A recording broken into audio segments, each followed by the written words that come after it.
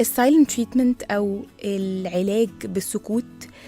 في علم النفس بيقول لك إن هو طريقة من الطرق الاستبعاد الاجتماعي أو التواصل من خلال التجنب اللي فيه شخص بيتجاهل أو يرفض التحدث مع شخص آخر، كنوع من أنواع إيه بقى يا جماعة؟ العقاب، أو التعبير عن الاستياء، هو متضايق فبيعبر بأن هو ساكت، أو الغضب. أوقات كمان ممكن حد يستخدم الصمت أو السكوت ده عشان يكون بيعبر عن رفضه لحاجة معينة، أو مثلا واحدة عايزة تضغط على جوزها عشان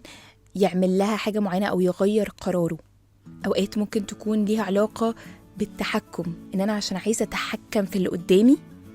فاسكت، كنوع من أنواع إن السكوت ده يعني المتلقي اللي بيتعمل عليه أو بيتمارس عليه الصمت العقابي أو الصمت عامة،